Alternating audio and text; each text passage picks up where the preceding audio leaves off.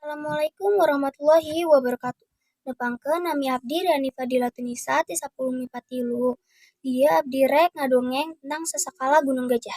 Hiji perkebunan karet anu aya di Desa Depok, Kacamatan Cisompet, Kawadanaan Pamengpeuk, Kabupaten Garut. Di eta perkebunan aya hiji pasir. Nu dina pasir eta aya hiji batu gede nu mangrupa gajah. Naon sababna eta tempat disebut Gunung Gajah? Ieu sasakalana. Zaman baheula nalika Kasultanan Cirebon keur mujahana ka Masur jeung kakoncara ka mancanagara dina kawasaanana anu jumeneng sultana jenengan Sultan Girilaya. Anjeunna kagungan gajah anu mangpirang-pirang. Di antara gajah-gajahna aya hiji gajah jalu anu keur mujehna sumedeng beger. Nafsuna teu kabendung sabah aya oge gajah-gajah bikang keur rareuneuh. Ku kituna eta gajah teh ngamuk nguak ngawit. Naon wae nu kapanggih dibinasakeun.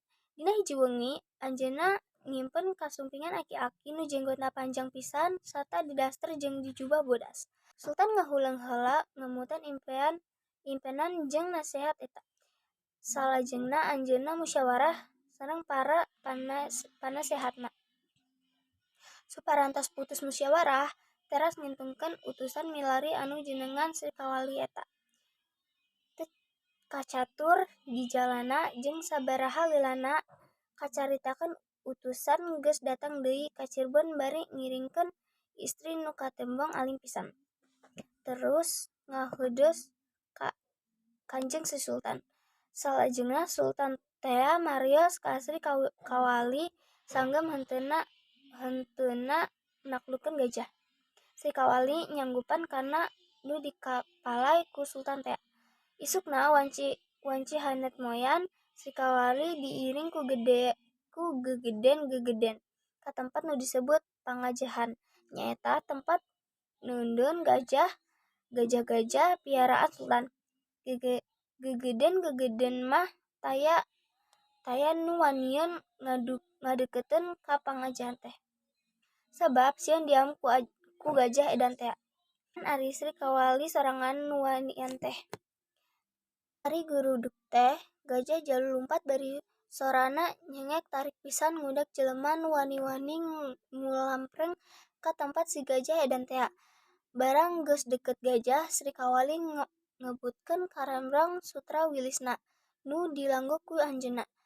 Ti gajah nu ngaduruduk lumpat sataker kebek teh katembong leuleus lungse taya tangan pangawasa.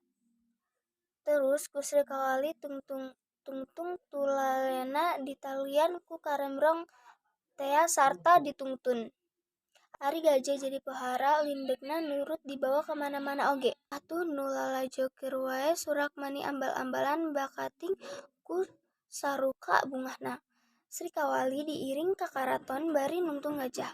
Sadatangna ka karaton, gajahna dicangcang dina pager beusi di luar karaton. Anjeunna teras ngadeuheus ka Si Sultan. Si Sultan pohara bingasehanana. Terus si Kawali diganjar ku emas inten sareng angon-angonna. Gajah dipasieun ku Sultan ka Srikawali supaya dicanda ka lemburna. Srikawali tunggang gajah teras mulih ka bali geusan ngajadi. Teu kacatur di jalana kocap geus nepi ka hiji tempat nu geus deukeut ka lemburna. Si gajah teh ujug-ujug ngalujug ngadat embung maju. Rikat si Kawali ngajenggong nyentok ceuli gajah. Nepi ka si gajah tea daekeun maju deui. Si gajah tea dina gegerejret nepi ka kesangna nyak celakan siga cikaracak. Barang nepi ka hiji tempat nu datar teuing atoheun teuing capeun. Si gajah disada sataker tanaga. Tapi aneh, sakaluarana sora bijil seungit tina tulalena. Tuk nepi ka ayeuna jadi ngaran lembur Sadawangi.